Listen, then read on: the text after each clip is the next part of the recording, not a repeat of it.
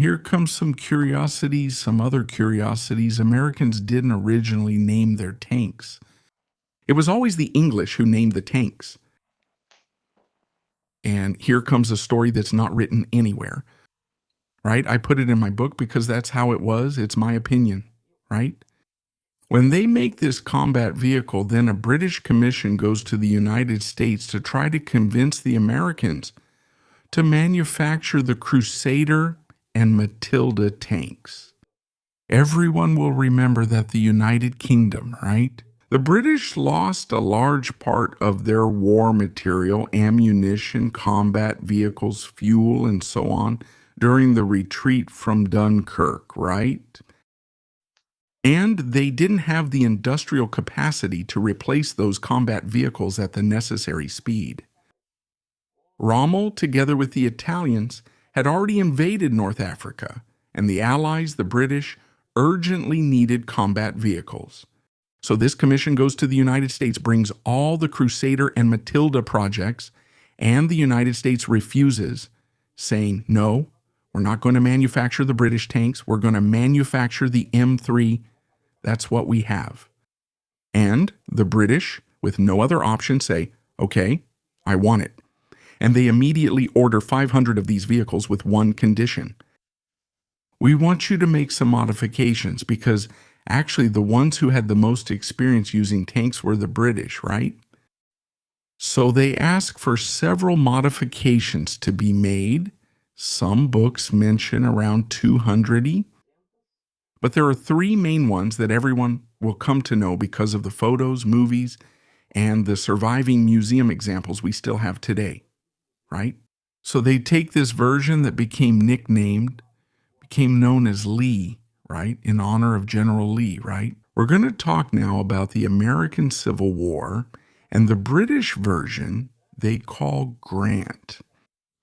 Zach, and then those who know the story know that Lee surrendered to General Grant. Great. So it was a way, and the British love these kinds of jokes, right? These remarks to say, look, Grant, which is the version we asked for, is better than Lee.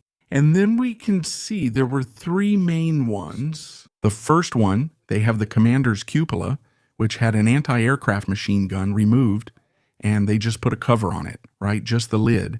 So it ended up having a slightly lower silhouette. That's the first modification. The second modification, the Lee, the M3 medium tank, originally had a crew of 7. Imagine, today we have vehicles with 4 people, it's cramped, etc. Back in the days of the Mark tanks, there were vehicles that could fit 7, 15 people, depending on the size of the vehicle. This one had 7 crew members, 7 operators. One of them was the radio operator, who sat behind the driver right in the middle of the chassis. So the driver, he's in that hatch that's open there in the middle, right? And the radio operator, in the M3 Lee version, sat behind him below, right in the middle of the chassis. And the British, already experienced in using the radio in the Matilda, the Crusader, and other British versions, wanted the radio to be behind the commander in the turret, because the commander would be the radio operator. And with that, they would eliminate the need for an extra crew member.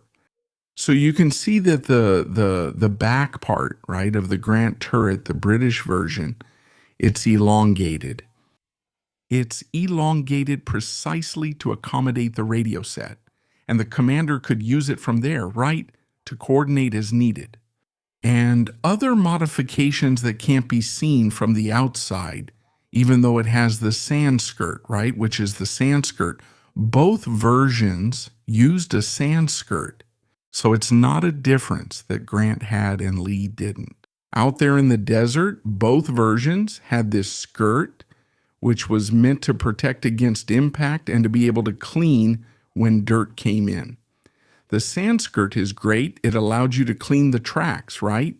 But the other modification that you can't see, but that was made, was inside the tank. It had several places where the English could hang or store their equipment, which was different from the American equipment, right?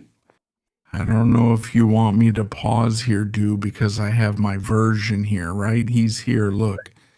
So this back part, we take this part here. Look, the side, see how it is.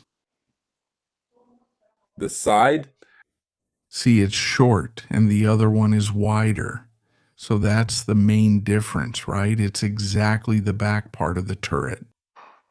And when we look at the turret as a whole, you see that Lee's turret, let me remove this effect here because it helps me. Let me get here, visual effects, none, done, there, stop. My son walks by here, it's no problem. Here, look.